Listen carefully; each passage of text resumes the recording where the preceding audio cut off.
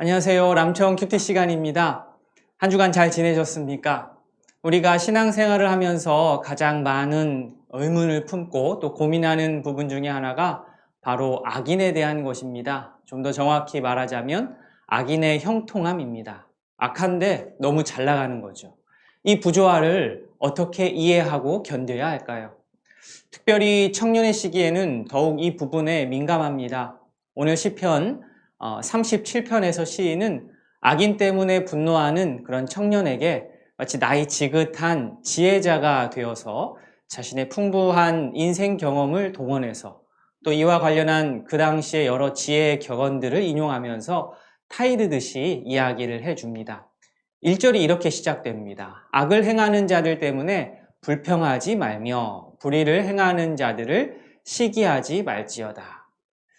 공정한 경쟁을 통한 합격과 불합격, 또 먼저와 나중, 많고 적음이 나뉜다면 당연 그것에 승복하고 또 승자에게 박수를 쳐줄 수 있겠지만 악인들은 그 길을 가지 않습니다. 교묘하게 반칙하면서 자기가 앞서가고 또 자기가 더 많이 차지합니다. 그쪽으로 아주 특화되어 있습니다. 그러면 그 모습을 보는 우리는 어떻습니까? 머리가 복잡해집니다.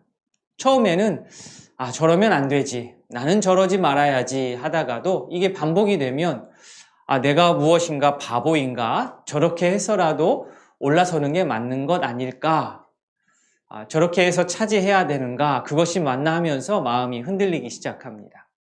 그런데 오늘 1절에서는 그 모습을 보고 어떻게 하라?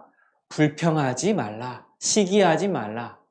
여기서 불평하다라는 말은 스스로 불타는 것을 뜻합니다. 우리 말에도 속에서 천불이 난다 이런 표현 있지 않습니까? 악을 행하는 자들 때문에 스스로 불타지 말라.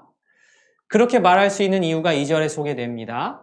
그들은 풀과 같이 속히 배임을 당할 것이며 푸른 채소같이 쇠잔할 것이미로다.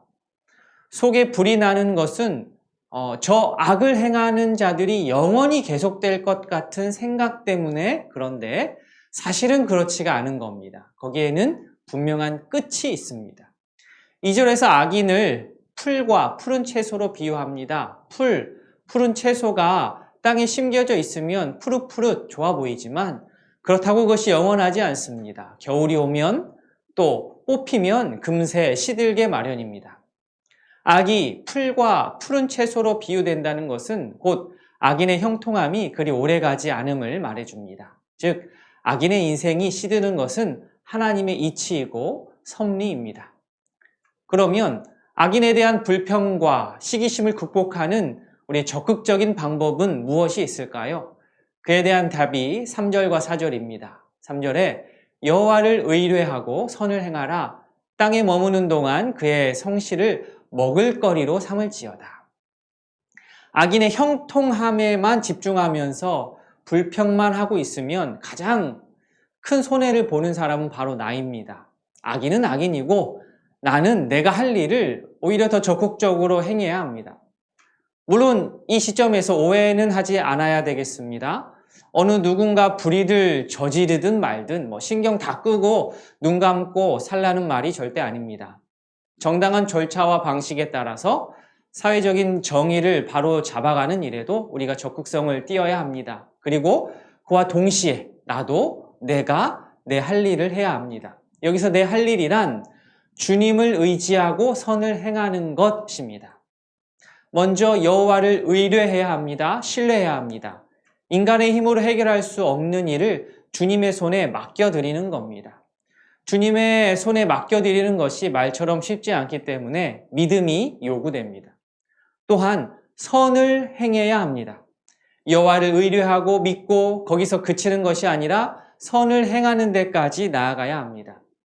악인이 활개치는 상황에서 악인에 대한 불평과 불만으로 냉소적인 시각만 소유하고서는 내 인생 무너지게 할 수 있습니다. 오히려 그렇게 하지 않고 오히려 그럴수록 나는 나대로 주님을 더욱더 신뢰하면서 날마다 선을 행하려 애쓰는 것, 그것이 바로 우리가 해야 할 일입니다. 마지막으로 이 땅에 사는 동안 성실을 먹을거리로 삼아야 됩니다. 즉 성실을 먹어야 됩니다. 성실히 살아야 됩니다. 악인의 형통함을 보고 불평하면서 나의 성실함이 무너지면 앞에서도 말씀드렸지만 내가 제일 손해입니다. 악인이 형통할수록 더 꿋꿋하게 주님 앞에서 성실하게 행하는 자가 신앙의 진정한 고수입니다. 적극적으로 행할 수 있는 지침이 4절에서도 이어지는데요. 또 여호와를 기뻐하라. 그가 내 마음의 소원을 내게 이루어 주시리로다. 악인 때문에 속상해하는 것을 택하지 말고 여호와를 기뻐하는 길을 택해야 합니다. 기쁨 중에 최고의 기쁨은 사실 맛있는 거 먹을 때 기쁨 아니겠습니까? 여기서 쓰인 단어는 아주 맛있는 음식을 즐겁게 먹는 그러한 단어입니다. 그 뜻을 가지고 있습니다. 여러분이 가장 맛있어하는 음식이 무엇입니까? 하나씩 한번 생각해 보시죠. 그것을 먹을 때의 기쁨을 연장시켜서 여호와 하나님을 기뻐하는 데까지 나아갔으면 좋겠습니다. 악인에 대한 미운 감정은 우리 마음속의 기쁨을 빼앗습니다. 그러나 우리가 그렇게 살지 말고 주님의 은혜와 약속의 말씀들을 달콤하게 먹으면서 살아갈 수 있었으면 좋겠습니다.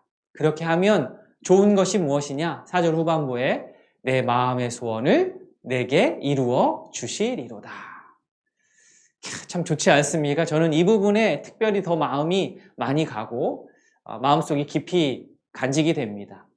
내가 여호와를 기뻐하지 않으면서 내가 필요한 것을 기계적으로 아랜다? 그러면서 응답을 기다린다? 이것은 사실 어울리지 않습니다. 오히려 일단 내가 여호와를 기뻐하면 주님과의 교제가 깊어지고 넓어지면 자연스럽게 기도 응답은 따라오게 되어 있습니다. 그렇기 때문에 우리가 나아갈 길을 여호와께 맡길 수 있습니다. 맡겨야 합니다.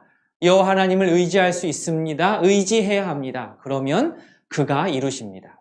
비록 지금은 의로움이 어둠 속에 감추어 있는 것처럼 보일지 모르지만 태양이 지평선이나 수평선을 뚫고 빨갛게 올라오면서 어둠을 물리치는 것처럼 언젠가는 곧 솟아오를 것입니다. 하나님께서 그렇게 하실 것입니다. 그러니 악인의 형통함에 대해서 우리가 어떻게 대처해야 됩니까? 우리 7절 말씀 보시면 여호와 앞에 잠잠하고 참고 기다리라. 자기 길이 형통함이 악한 꾀를 이루는 자 때문에 불평하지 말지어다. 주 앞에서 잠잠하라. 이것은 단지 입을 꾹 닫고 참고 있는 것이 아닙니다. 쉼을 의미합니다. 쉼을 포함합니다. 옆에서 아무리 악한 꾀를 이루고 자기 길이 형통하다 으스대도 절대로 요즘 CF 광고처럼 흔들리지 않는 편안함, 주 앞에서 잠잠하고 쉴 수 있어야 됩니다. 옆에서 그러든가 말든가 나는 주님 안에서 쉴란다. 주님 믿고 기다리면서 인내하면서 쉼을 누리겠다. 이러한 믿음의 배포가 우리에게 필요한 것입니다. 바라기는 우리의 신앙의 바로 이 수준까지 성장하고 성숙할 수 있기를 진심으로 소원합니다. 말씀을 정리합니다. 시편 37편 말씀을 기억하면서 살아보길 원합니다. 악인들에 대한 소모적인 불평을 멈추고 오히려 여호와를 기뻐할 때 누리는 행복을 마음껏 누리는 라몬의 청년들 다 되기를 소원합니다. 한 주간 평안하십시오. 감사합니다.